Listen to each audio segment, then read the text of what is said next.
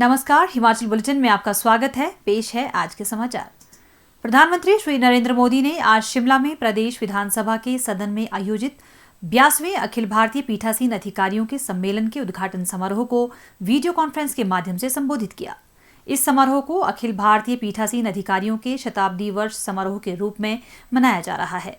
इस अवसर पर प्रधानमंत्री ने कहा कि लोकतंत्र केवल भारत के लिए एक प्रणाली ही नहीं है, बल्कि यह हमारे स्वभाव और जीवन के हिस्से में निहित है।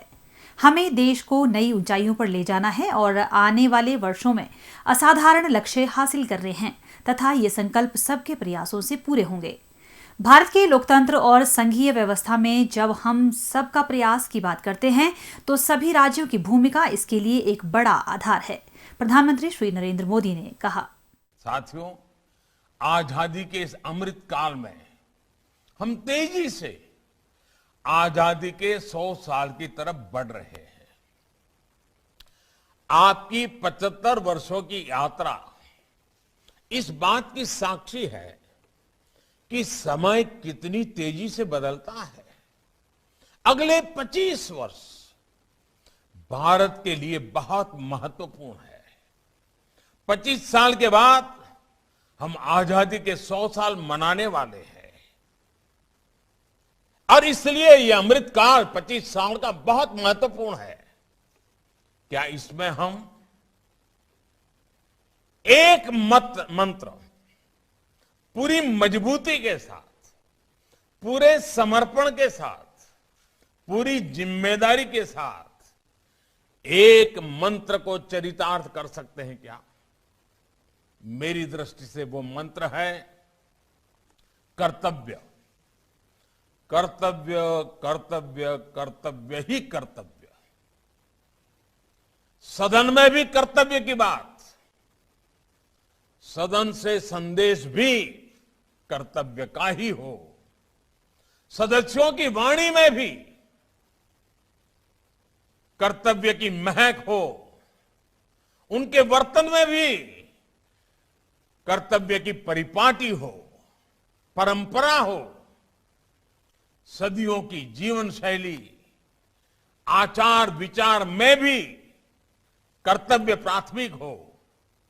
सदस्यों के मंथन में, वाद विवाद में, संवाद में, समाधान में, हर बात में कर्तव्य सर्वोपरि हो।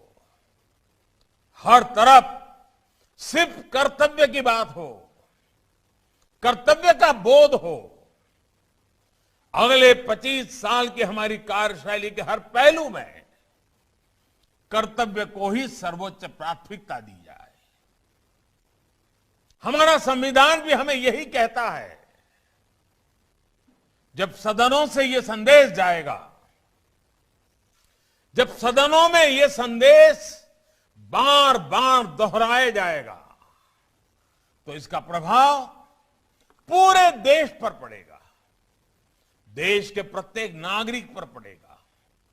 देश बीते 75 वर्षों में जिस गति से आगे बढ़ा है, उससे कई गुना गति से देश को आगे बढ़ाने का मंत्र है कर्तव्य। लोकसभा अध्यक्ष श्री ओम बिरला ने कहा कि सम्मेलन का मुख्य उद्देश्य पूरे भारत में संसदीय प्रक्रिया का उचित समन्वय सुनिश्चित करना है। इसके अलावा इसका उद्देश्य और दायरा विधायिकाओं के लोकतंत्रीकरण और लोकतंत्र के बेहतर कामकाज के लिए जिम्मेदारी के विकास पर भी है। उन्होंने कहा कि सदन के कामकाज को प्रभावी बनाने के लिए प्रौद्योगिकी के अधिक उपयोग की आवश्यकता है। लोकसभा अध्यक्ष श्री ओम बिरला ने कहा, सम्मेलन की इस लंबी यात्रा में हमें माननीय विठल भाई पटेल, माननीय गणेश मावलंकर जी समेत पूर्व अध्यक्षों का भी मार्गदर्शन मिला है।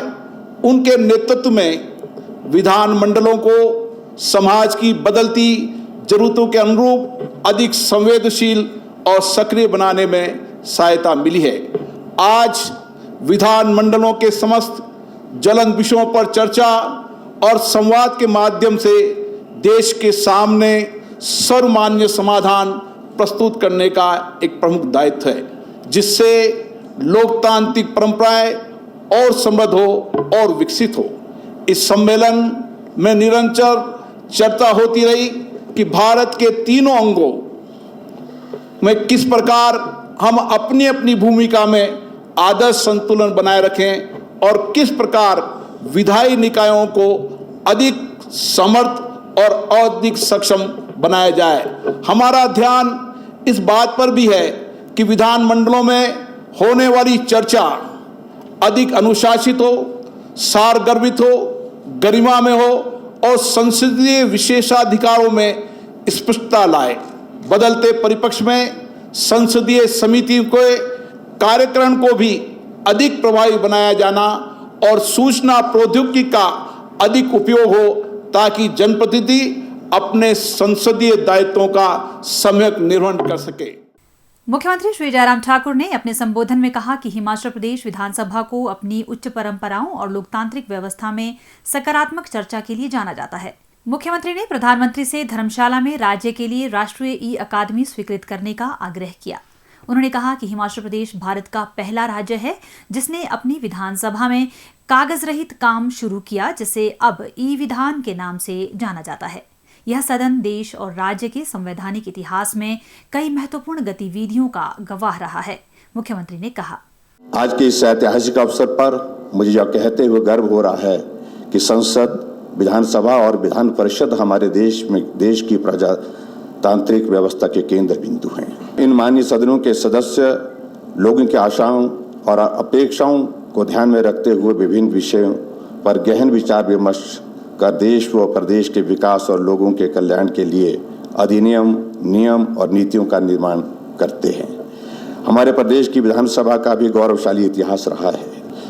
इसी सदन ने लोकहित में अनेक अधिनियम, नियम और नीतियों का निर्माण किया, जिनके कारण प्रदेश का चहुमुखी विकास और लोगों का कल्याण सुनिश्चित हुआ है।